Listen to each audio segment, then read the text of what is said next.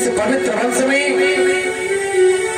भगवान राम ने जन्म लिया था, अवतार लिया था, उसे सूर्यवंश कहा गया। नारायण के पुत्र हुए ब्रह्मा, ब्रह्मा के पुत्र हुए मरीच, और मरीच के पुत्र हुए कश्यप। कश्यप के ही पुत्र हैं सूर्य, और सूर्य का एक नाम है विवस्वान। सूर्य का वास्तविक नाम उत्पन्न हुआ, उसे हम वैवस्वत कहते हैं।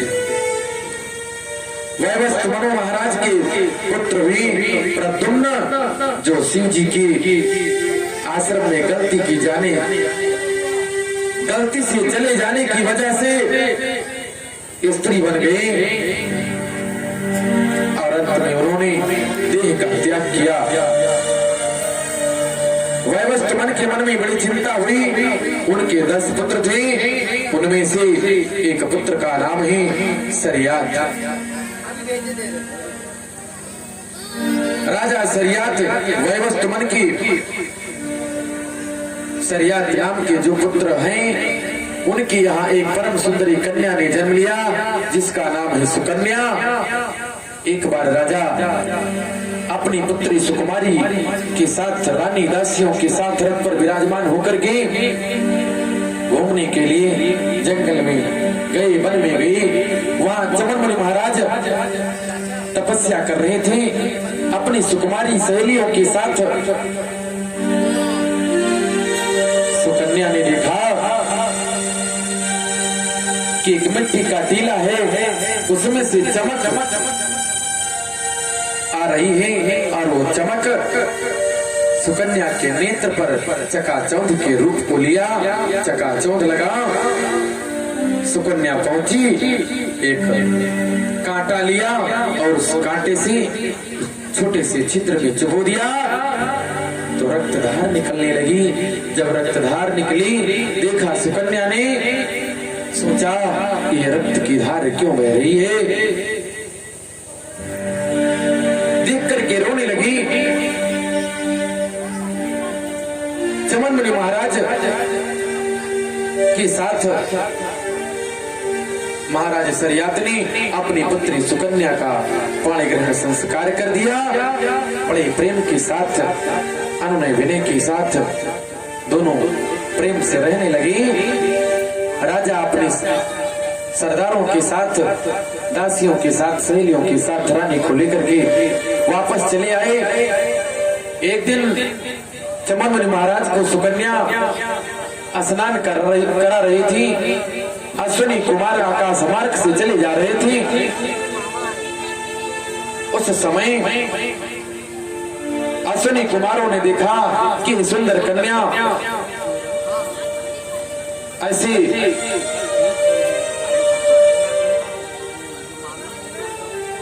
तपस्वी चमन मुनि महाराज को स्नान कर रही है, क्या कारण है? आई, पूछा सुकन्या से। सुकन्या ने कहा कि हे मेरी भाग्य है, जो विधाता ने लिखा वो हमें मिला। आए नाथ, एक ही एक पर नजर पड़ी, एक पर एक बलिहार हुए, उस नारी रूप नरेश्वर से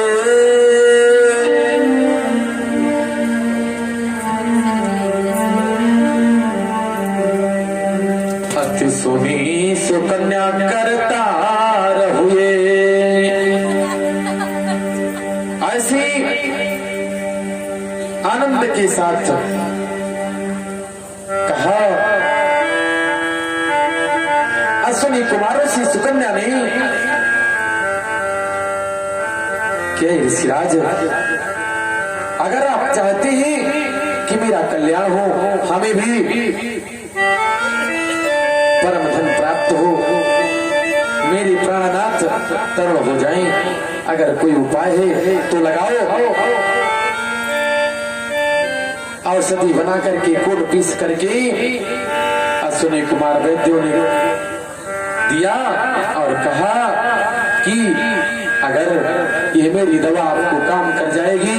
अरे ऋषिराज, तो हमें देवताओं में बैठने का स्थान मिलना चाहिए। चमन मुनि महाराज ने कहा, आप चिंता मत करिए, आपको देवताओं के साथ आपको आपका भाग्य मिलेगा, साथ में मैं बिठाऊंगा, यज्ञ करूंगा और आपकी अभिलाषा पूर्ण होगी। उस औषधि का नाम चमनप्राश हुआ। आज भी बड़े बुजुर्ग उस खाते हैं चमनप्राश को और मन तरुण होता है, भक्ति जगती है, विश्वास जगता है। आज सुकन्या के कहने पर अश्विनी कुमारों ने औषधि दिया। उस औषधि को चमनप्राश के नाम से सुकन्या ने चमन मुनि महाराज को खिलाया और महाराज तरुण हो गई, सुंदर स्वरूप दे दिव्यमान। चमन मुनि महाराज ने यज्ञ आरंभ करवा दिया। ज्योतिषी वेद पाठी को बुला करके विद्वानों को राजा शरियात के मन में जिज्ञासा जगी कि चले अपनी पुत्री का भी हाल चाल ले लें। अपनी रानी को रथ पर विराजमान करके चले आते हैं। चलते चलते पहुंचे, देखा कि सुंदर राजमहल बना हुआ है। पहचान ही नहीं पाए सुकन्या को। सुकन्या ही आगे बढ़ी, कहा कि ये पिताजी, ये जो आप धन धाम देख रहे हो, ये अश्विनी कुमार का दिया हुआ प्रसाद है। आपको मेरा सहयोग करना होगा। देवताओं का निमंत्रण लेकर के और अश्विनी कुमारों का निमंत्रण लेकर के एक ही साथ दोनों को पंगत कराना होगा। ऐसा मैंने वचन दिया है अश्विनी कुमारों को। तब ये राजधन वैभव यश कीर्ति मान सम्मान हमारे प्राणनाथ को मिली है। राजा शरियात ने वैसा ही किया जैसा सुकन्या ने कहा था।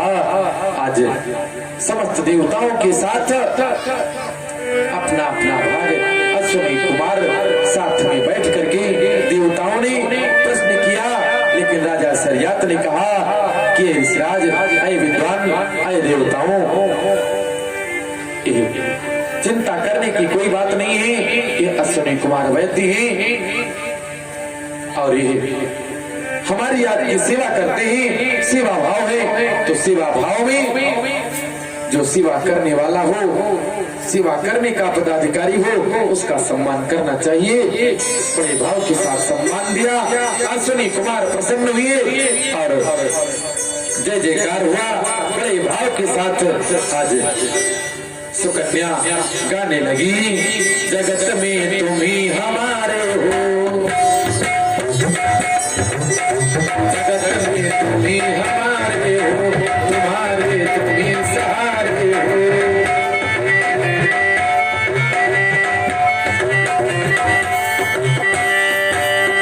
एक पिता तो एक ही है बालक, जो है पुरुष प्रधान।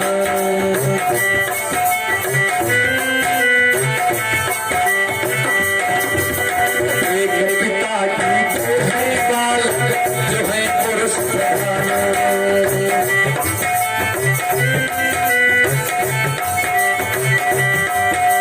देवताओं के सामने सुकन्या गाने लगी, कहने लगी, हाय देव, एक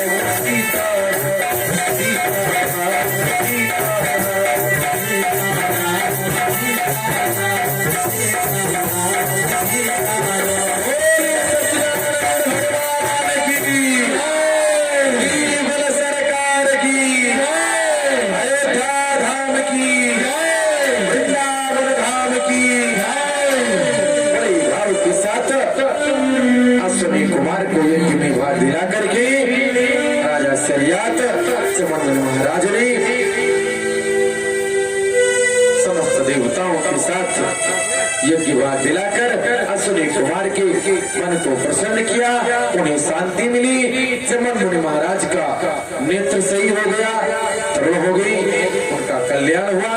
सुकन्या और चमन महाराज दोनों एक राजा और रानी के स्वरूप के परम पद को प्राप्त किया।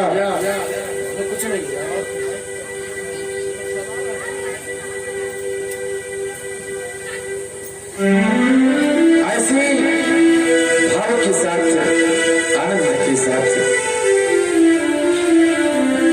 आचार्य सुखदेव जी कहते हैं कि हे राजराजेंद्र, इसी प्रकार सूर्यवंश में महान प्रतापी राजा हुए नभग और नभग के हुए नाभाग और नाभाग के हुए अम्बरीश, जिन्होंने एकादशी व्रत बड़े भाव के साथ आनंद के साथ किया। इतनी बड़ी पृथ्वी के सम्राट होकर भी अम्बरीश के मन में जरा भी अभिमान नहीं था। साल भर में आने वाली प्रत्येक एकादशी राजा अम्बरीश निर्जला करते थे। मनुष्य मात्र को इस मानव जीवन में पल रहे हर व्यक्ति को ये चाहिए एकादशी व्रत करे। एकादशी व्रत करने से महान पुण्य मिलता है और हर एक व्यक्ति को एकादशी व्रत करना चाहिए।